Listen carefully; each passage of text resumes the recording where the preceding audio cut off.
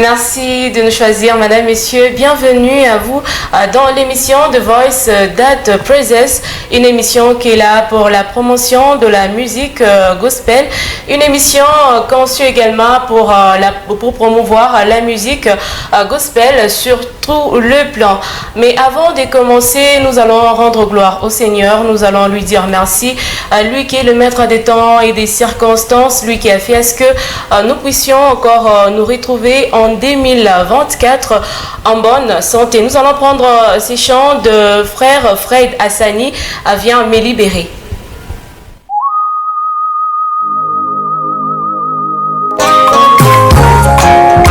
Éternel mon Dieu, je cherche encore mon refuge, sois roi de tous les persécutés.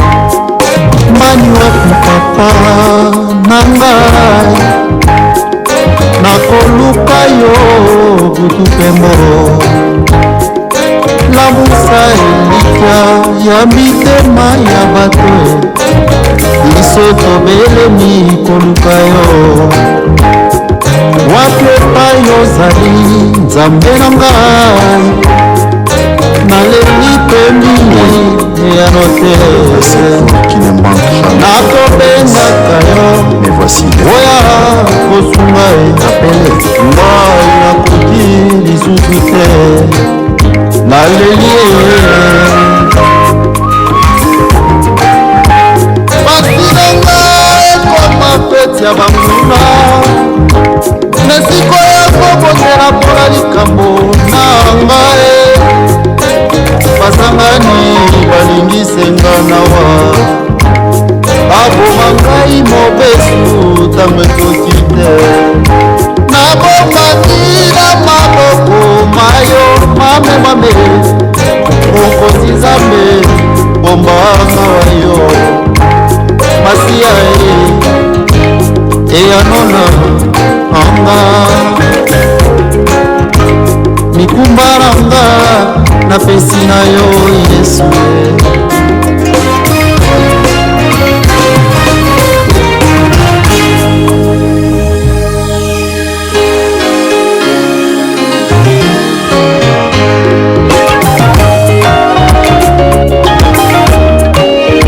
Atona mayele bapesaki pozwi na bango olope malasi bomengo banemelaki yo napesi yo biloko nyonso kamata mpe motema itala nkembo na yo ya longa molongisi ya mabota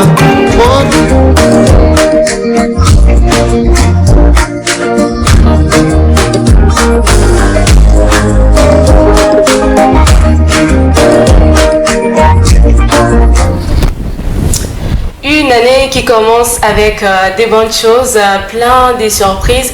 Et lui, c'est le frère Fred Hassani. Viens me libérer, c'est un cover qui est sorti il y a depuis quelques jours. Et lui, c'est un artiste évoluant ici au Lualaba. Sur ces beaux plateaux, comme vous l'avez remarqué bien sûr, je ne suis pas seule, je suis accompagnée d'Esther Mahazi comme d'habitude, à qui je dis bonjour et bienvenue. Bonjour et merci Nati. Tu vas bien Esther? Oui, très bien. Bien habillée. Merci. Comment se passe le nouvel an? Tu avais fêté? Oui, j'avais fêté. Comment ça s'est passé déjà? Ça s'était bien passé. D'ailleurs, j'avais fêté avec Sarah Ndaya, à qui je salue, et Élisée Mwapé. Donc, je dirais que c'était parfait. D'accord. Avec Esther, bien sûr, nous allons partager ces beaux plateaux. Tout d'abord, prenons la partie invitée.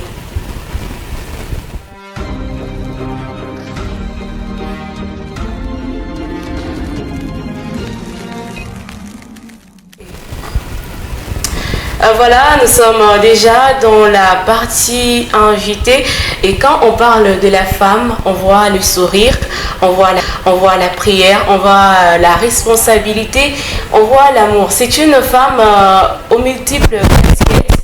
Elle est prédicatrice, elle est coach, elle est compositrice, voilà, auteure-compositrice. Et nous allons les découvrir à partir de cette chanson.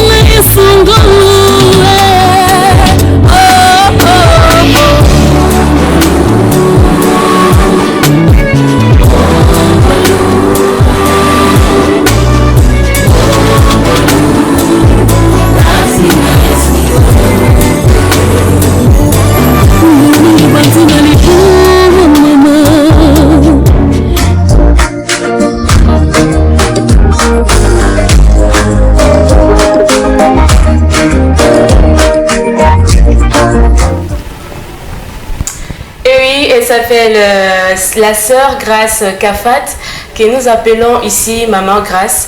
Elle est avec nous sur ces plateaux à qui j'ai dit bonjour et vous, Nani. Bonjour Esther, merci. Vous allez bien, Maman Grace? Je vais bien, mais j'aimerais réitérer quelque chose que tu venais de dire tantôt. Pas sœur. Je ne suis pas une sœur, mais je suis maman. Non, mais nous voyons au début de la chanson, c'est sœur Grace. Bon, peut-être c'est une façon d'écrire, mais... C'est maman. Maman Grace Kafat. Ok. Alors, ça j'aime. Vous n'êtes plus à présenter pour certains, mais pour ceux qui viennent de vous découvrir, comment on peut vous présenter?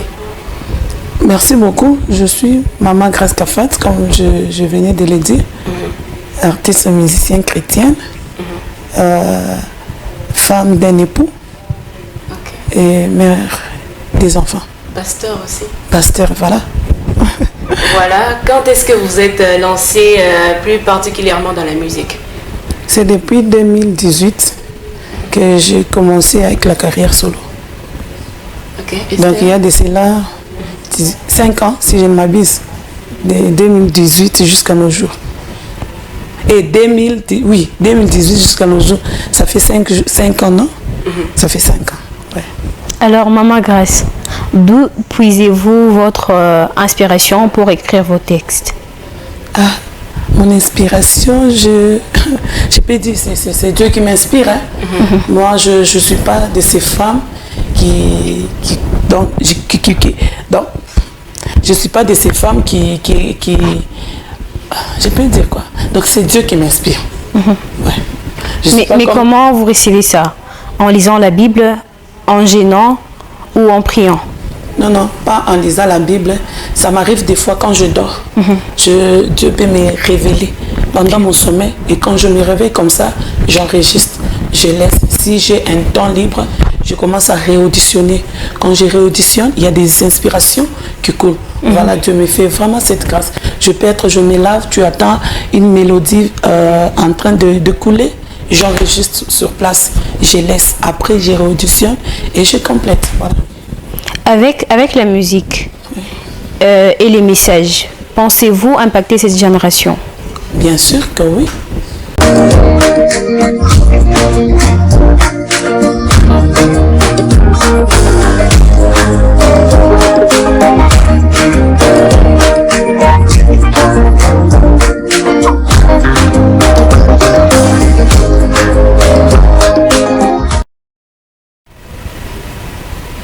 Bien évidemment, la musique impacte et efficacement. Vous savez, il y a de ces personnes à qui la parole n'a pas tenu, la prière n'a pas tenu, mais la musique a tenu. Il y a d'autres personnes qui disent que moi, au travers, et c'est passant par la musique qui est telle à chanter, que j'ai donné ma vie au Seigneur. La musique impacte efficacement, surtout quand le message est bien déterminé. Vous recevez même des témoignages de gens qui vous disent, Maman Grace, par la chanson que vous avez sortie peut-être récemment, j'ai donné ma vie à Christ ou ma vie a changé, je commence à voir les choses autrement. Oui, je me souviens avec la chanson Singolou, pour mon premier concert, je l'avais fait à Manik, moi je ne savais pas. J'avais chanté cette chanson, permettez la tautologie, mais après, il y a une maman qui a témoigné. Et d'ailleurs, je n'étais même pas là. C'était à l'église. Elle a dit, j'étais dans un concert de Maman Grace Kafat. Quand on était en train de chanter Ngolou, je sentais que le Seigneur était en train de me guérir. J'avais un problème de cancer du sein, mais quand j'auditionnais cette chanson, je sentais comme les choses se reconstituaient à moi. Du coup, j'étais guérie. Je me suis dit, Seigneur, apprends-moi à être cette personne par laquelle tu peux encore faire du bien aux autres. Si une chanson peut toucher, si une chanson peut guérir, alors je n'ai pas droit à la légèreté. Mais comment est-ce que la chanson peut arriver à guérir et à changer une vie? Ça dépend de la disposition de quelqu'un. Tout part par la disposition. Tu peux écouter les chansons ordinairement, mais quand tu y mets ton esprit, ça peut faire quelque chose. Voilà. Mais aussi, si vous aussi vous êtes concentré peut-être dans la prière ou jeûne avant de sortir la chanson, ou comment? Ou ça dépend aussi de votre état d'esprit?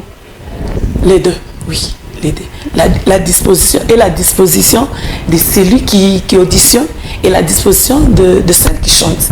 Il y a de ces personnes qui chantent comme ça. Non, moi non. Avant de chanter, je prends d'abord mon temps de prier.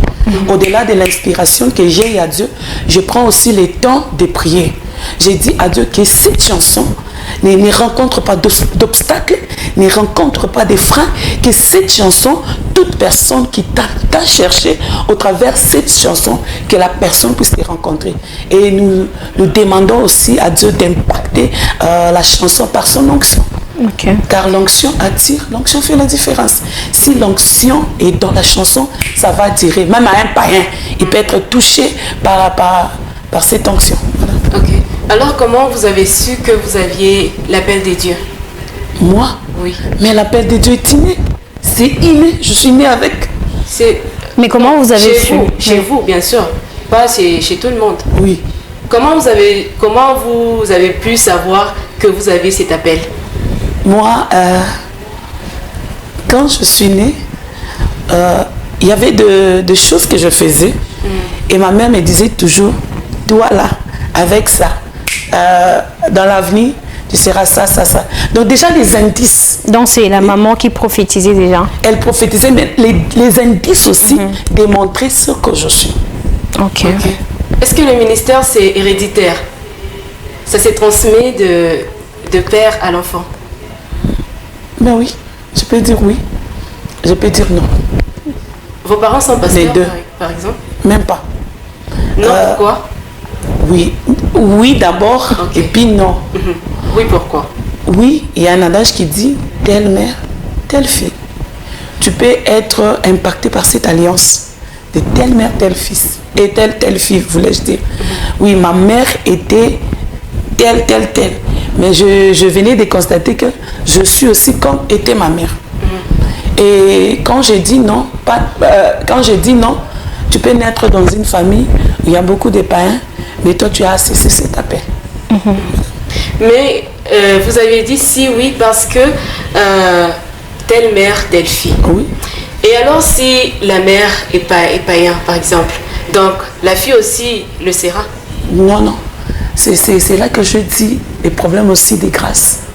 Ok. Là, il y a la grâce qui intervient.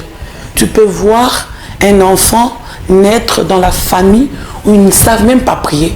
Mais du coup, cet enfant, on a ce qu'on a bien mon goût. Je prends l'exemple de Moïse. Moïse était dans la maison de Pharaon.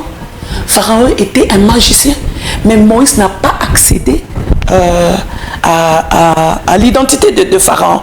Pourquoi? Parce qu'il avait déjà cette grâce qui les préservait. Et vous savez l'histoire de Moïse, les exploits qu'il a eu à expérimenter avec Dieu. Là, je sens qu'on est en train de nous prêcher. Ok, avant de continuer, maman Grâce, est-ce que vous pouvez faire un golou en acapella? Oui, je vais faire là. J'ai un problème de voix, mais quand même, je vais me forcer. Soki naemba ngolu, botika naemba lisusu, ongolu Yesu mobimba, na vi oyo ya ngai, kobotama na libanga, moto lokola ngai, kati na Yesu ngolu. En présence de mes ennemis ngolu, saliki ennemi akoma edelanga. Ngolu kati na Yesu ngolu ngolu ebandi na libuma mama yeponi ngai avant que nabotama ngolu kati na Yesu ngolu. Voilà. Alors, Ngolu, pourquoi ces titres? Waouh. Moi, je pensais que tu écoutais déjà les Lingala. Je venais de les faire dans ce Oui, c'était un choix que vous avez porté. Vous avez dit non, je sors ma chanson. Les titres sera Ngolu. Maintenant, on veut savoir pourquoi Ngolu. Pourquoi Ngolu? Tout d'abord, tout ce que nous sommes, ce n'est que la grâce de Dieu que se demande dans nos vies. Alors, quand je je regarde comment est-ce que je suis née et jusqu'à ce stade, ce n'est que la grâce de Dieu qui s'est témoignée dans ma vie. Ni était la grâce de Dieu, peut-être je ne devais pas être avec vous. La grâce de Dieu a fait en sorte que aujourd'hui je puisse te connaître, que je la connaisse aussi, la grâce. Alors, quelles sont vos impressions sur la musique lullabies? Oui, mes impressions sont bonnes. Ici, dans la province de Lualaba, nous avons des talents, voulais-je dire, extraordinaires. Il y a de ces personnes qui vous chantent comme pas possible.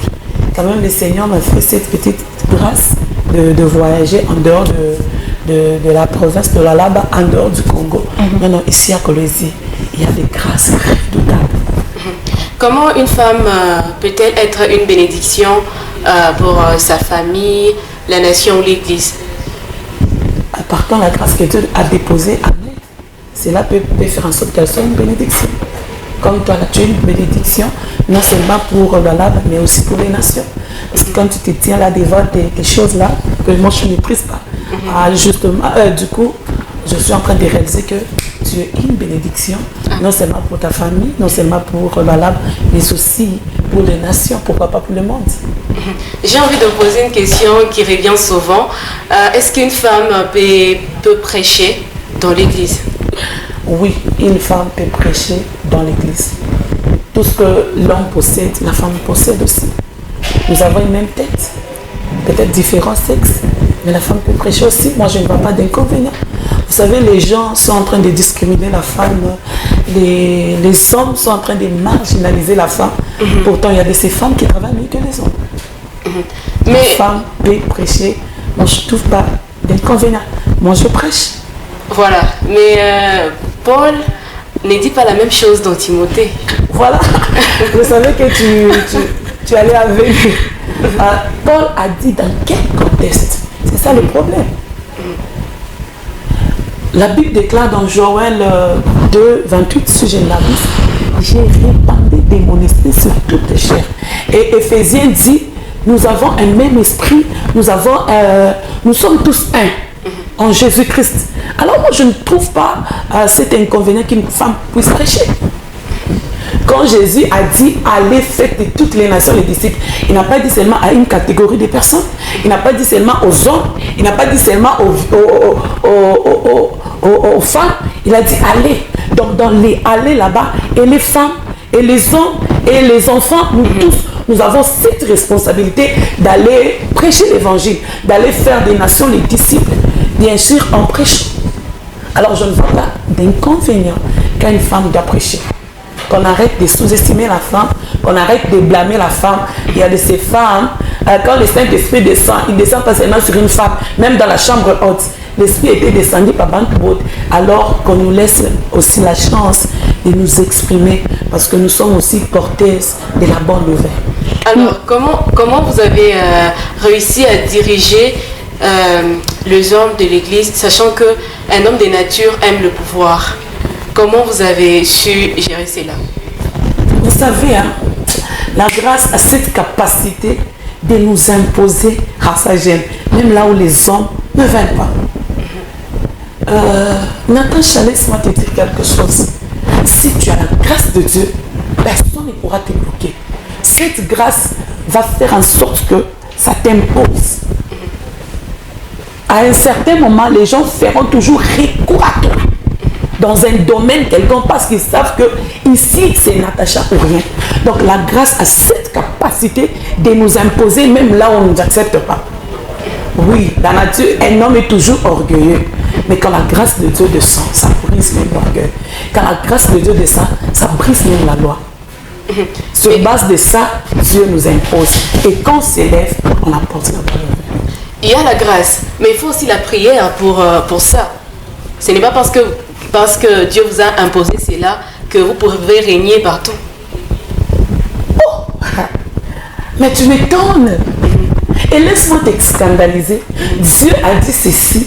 Il a fait de nous un peuple à la louange de sa gloire. Dieu a fait de nous ses enfants.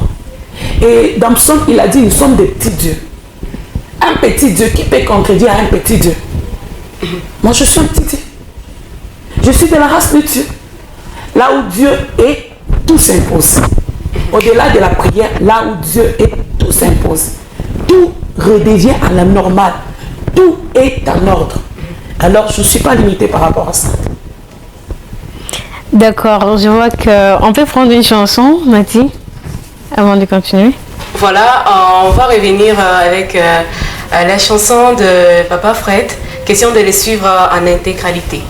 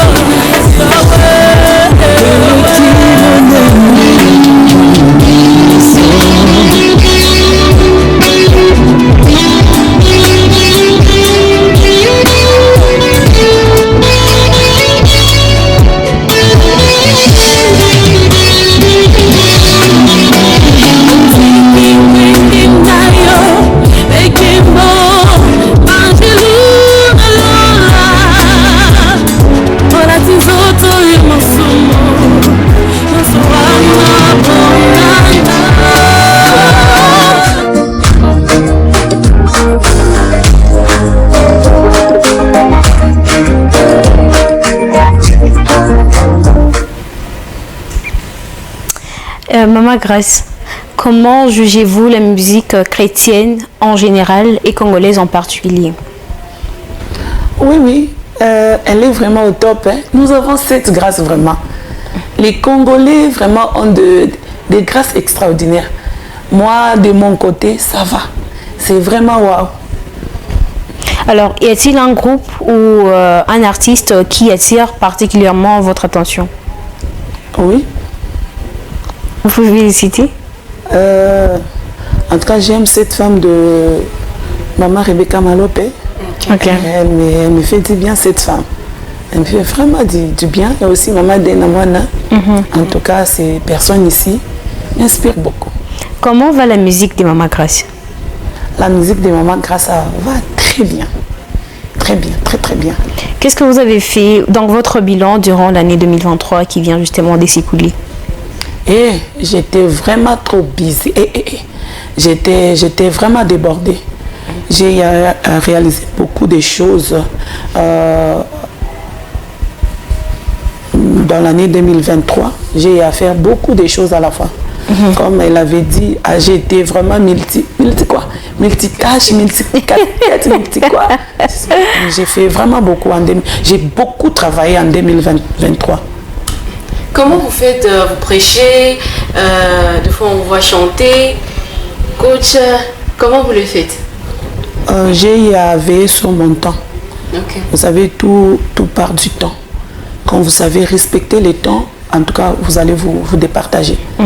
Quand vous ne savez pas respecter les temps, ça sera très compliqué. Je chante, je prêche, je suis maman, je suis coach. Je dois vraiment recadrer mon temps. Et je dois aussi, donc, dans ces temps, je dois me créer et le temps aussi de me détendre. Je sais me détendre, je sais faire la maman, je sais faire tout ce que je peux faire. Tout part du temps. Quand vous respectez les temps, vous allez voir que vous allez pallier à d'autres difficultés. Je reviens sur ma question là de savoir pourquoi Paul avait dit qu'il ne permet pas à la femme d'enseigner ni de prendre l'autorité. Les femmes, quand Paul a dit que les femmes se taisent dans l'Assemblée de saints, les femmes étaient cause des distractions. C'est ainsi qu'on a demandé à la femme de se taire. Pas comme vous les prenez, que la femme se taise, c'est de ne pas prêcher, non. Que la femme ne fasse pas objet de distraction dans l'Assemblée des saints. Dans quel sens une femme peut être une distraction? Ben oui. Je voulais commencer par toi-même, mais je sens que je laisse. Oui, dans beaucoup même. Oui. Des fois, la femme est une... oui, dans beaucoup. Un exemple pour nous. Ah, mon Dieu. Non, je laisse. C'est trop sensible ce que je voulais dire, mais je laisse. Non, ils veulent aussi apprendre quelque chose de vous. Vous savez, c'est lui qui est en train de me former. Il a dit ceci. La façon dont Dieu a créé la femme, partant sa création, c'est une séductrice. Quand je te regarde comme ça, d'abord, tu me séduis. Par ton accoutrement, comment est-ce que tu es maquillée, comment, beaucoup de comment. Mais qu'on prenne l'exemple. Nous sommes en pleine prédication. Je viens là, je suis protocole. Je viens là, je suis mastic avec une petite jupe bien enfilée. Je prends peut-être de l'eau. Je pars donner au pasteur. Vous allez voir que tout le monde, même s'ils vont faire semblant, on est là, tu peux voir les gens et puis ils font semblant. Okay. Donc je deviens une matière de distraction. Au lieu que les gens suivent la prédication, les gens commencent à me contempler. Déjà les esprits faibles là-bas, tu vois qu'il est concentré, mais et qu'on a ouais. Donc l'accoutrement d'une femme peut influencer la prière de quelqu'un dans l'église. Nous ne devons pas nous ne devons pas scandaliser les gens. Par exemple, je dois prêcher, je suis devant les gens, je suis sexy, je suis en train de prêcher. Vous allez voir que les gens ne seront pas intéressés à ma prédication, mais il y aura quelque chose qui va leur attirer leur attention. Alors, quel est votre morceau phare qui vous nous invitez à découvrir? Mon Jésus. C'est sorti, ça date de quand déjà? Il y a déjà 2 ans. Ok. Oui. Mon Jésus. Et en quelques mots, vous pouvez nous expliquer le message que vous véhiculez dans cette chanson? Merci beaucoup. Je me suis rendu compte que Jésus est celui qui nous protège sans qu'on le demande. Il est celui qui nous protège même quand on ne le sait pas. Il est celui qui nous protège même dans notre sommeil le plus profond. On peut avoir de l'argent, on peut avoir des gardes, mais sans Jésus, c'est compliqué. Tu peux voir quelqu'un, il a des gardes, mais le voleur quand même accède dans sa maison. Mais quand on a Jésus, il nous prend en charge, il nous sécurise, et quand lui, il est de notre côté, personne ne peut s'opposer à nous. Alors, quelle est cette question qu'on ne nous a pas encore posée et que vous aimeriez qu'on vous la pose et donnez-vous-en une réponse? Vous ne m'avez pas posé la question de savoir j'avais combien d'enfants. Ah.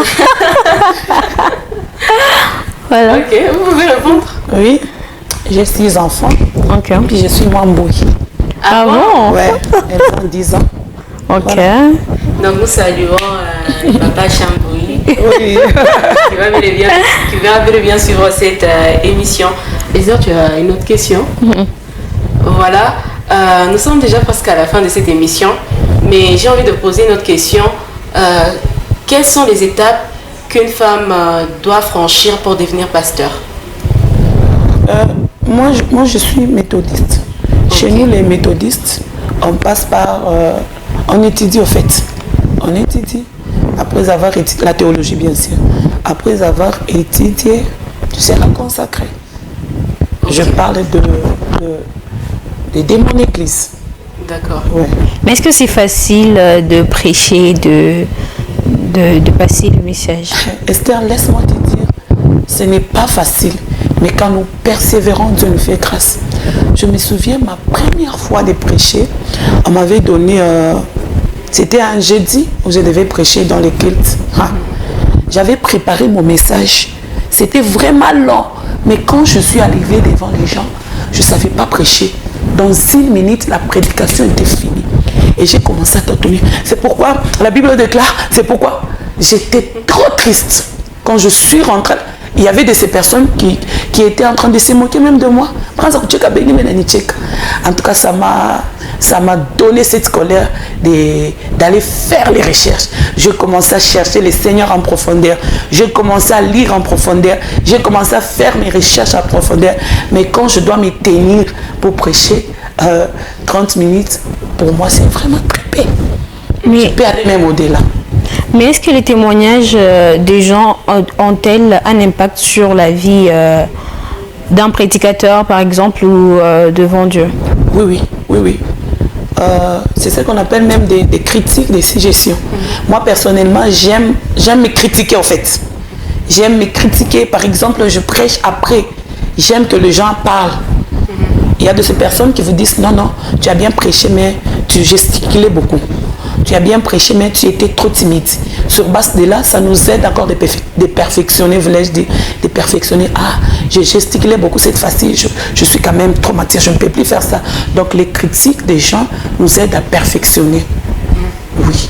Quand les gens parlent donc, négativement, ça nous aide à perfectionner. Quand les gens parlent positivement, ça nous aide à aller au-delà. Oui. Alors, quelles sont les actualités de Maman Grâce? Voilà, par la grâce de Dieu, nous sommes en train de préparer un concert qui sera au mois d'avril, le 28 avril. C'est l'information que nous avons pour le moment. Rien que ça? Oui, rien que ça. D'accord. Pour le moment. D'accord. Un mot de la fin pour finir. Salutations et passez aussi vos coordonnées aux gens qui veulent vous joindre. Merci beaucoup. J'ai une demande à toute la population qui nous suit de nous soutenir.